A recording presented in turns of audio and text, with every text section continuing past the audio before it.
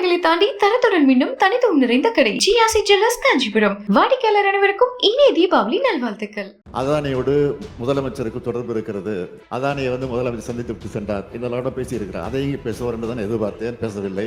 தமிழ்நாட்டில் அதானி குழுமத்தின் தொழில் முதலீடு குறித்து பொதுவெளியில் வரும் தவறான புகார்களுக்கு நம்முடைய மின்துறை அமைச்சர் செந்தில் பாலாஜி அவர்கள் தெளிவான விரிவான விளக்கத்தை தொடர்ந்து 2-3 முறை விளக்கியிருக்கிறார்கள். அதானி மீது சொல்லப்பட்டிருக்கக்கூடிய குற்றச்சாட்டுகள் குறித்து நாடாளுமன்றத்தில் இந்தியா கூட்டணி கட்சிகள் முழக்கம் எழுப்பி வருகின்றன.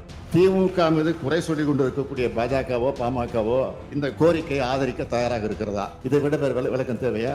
நான் கேட்கிற கேள்விக்கு நீங்க பதில் சொல்லுங்கள். மாண்புமிகு பேரவைத் தலைவர் அவர்களே,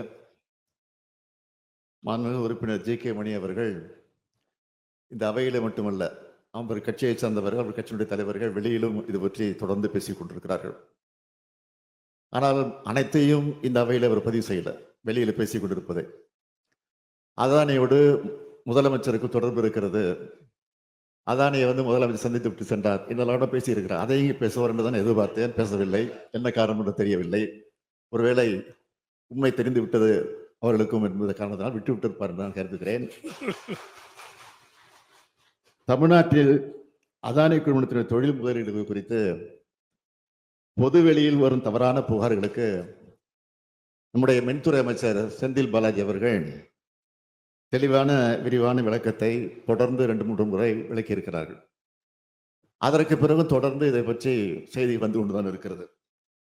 அதானி நிறுவனத்துடைய முதலீடுகளை வைத்து தமிழ்நாடு அரசுக்கு களங்கம் கற்பிக்கக்கூடிய நினைக்கக்கூடியவர்களுக்கு நான் எழுப்பக்கூடிய கேள்வி என்னவென்று கேட்டால், அதானி மீது சொல்லப்பட்டிருக்கக்கூடிய குற்றச்சாட்டுகள் குறித்து பாராளுமன்ற கூட்டுக்குழு விசாரணை அமைக்க வேண்டும், அந்த விவகாரம் குறித்து நாடாளுமன்றத்தில் விவாதிக்க வேண்டும் என்று நாடாளுமன்றத்தில் இந்தியா கூட்டணி கட்சிகள் முழக்கம் எழுப்பி வருகின்றன. திமுக மீது குறை சொல்லிக் கொண்டிருக்கக்கூடிய பாஜகவோ பாமகவோ இந்த கோரிக்கையை ஆதரிக்க தயாராக இருக்கிறதா? நாடாளுமன்றத்தில் நாங்கள் நாடாளுமன்றத்தில் வைக்கக்கூடிய கோரிக்கை ஆதரித்து நீங்கள் இது குறித்து விளக்கி பேச தயாராக இருக்கிறீர்களா என்ற கேள்வி மாத்திரம் நான் இப்போது கேட்க விரும்புகிறேன். இப்பொழுதும் சொல்கிறேன், எங்களுக்கும் தமிழ்நாட்டுக்கு அதுக்கு எந்தவித சம்மந்தம் கிடையாது. என்னை அவர் சந்திக்கவில்லை, நான் அவரை பார்க்கவும் இல்லை. இதை விட வேறு விளக்கம் தேவையா? நான் கேட்கிற கேள்விக்கு நீங்க பதில் சொல்லுங்கள். இது குறித்து நாடாளுமன்றத்தில் இன்றைக்கு இருக்கக்கூடிய எதிர்கட்சிகள் எல்லாம் ஆளுங்கட்சியை பார்த்து பிஜேபி ஆட்சியை பார்த்து இது விசாரணை குழு அமைக்கப்பட வேண்டும் என்று கோரிக்கை வைத்துக் கொண்டிருக்கிறார்கள். அதை ஆதரித்து பேசுவதற்கு நீங்க தயாராக இருக்கிறீர்களா? இதுதான் நான் எதிர்பார்க்கக்கூடிய. நீங்கள் ஆழமாக போகவில்லை என்று சொன்னால் உங்கள் தலைவர்கள் ஆழமாக போய்கொண்டு இதை பற்றி ஒரு அரசியலாக்கி கொண்டிருக்கிறார்கள். அதற்காக தான் அந்த விளக்கத்தை நான் அவையிலே எடுத்து சொல்லியிருக்கிறேன். இதுவரை நான் பொறுத்து தான் இருந்தேன், அதுக்கு விளக்கமே நான் சொல்லவில்லை. உரிய அமைச்சராக இருக்கக்கூடிய செந்தில் பாலாஜி தான் அதுக்குரிய விளக்கத்தை இருந்து கொண்டிருந்தார்கள். ஆனால் இன்றைக்கு அவர் இல்லை. அதனால தான் நான் எழுதி இந்த விளக்கத்தை உங்களுக்கு சொல்லியிருக்கிறேன்.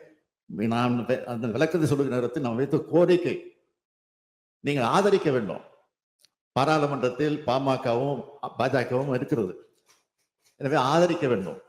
அதற்கு பதில் சொல்ல மாட்டேங்கிறேன். தலைமுறைகளை தாண்டி தரத்துடன் மீண்டும் தனித்துவம் நிறைந்த கடை ஜிஆர்சி ஜுவல்லர்ஸ் காஞ்சிபுரம். வாடிக்கையாளர் அனைவருக்கும் இனிய தீபாவளி நல்வாழ்த்துக்கள். மின்னம்பலம்.com தமிழின் முதல் மொபைல் பத்திரிகை.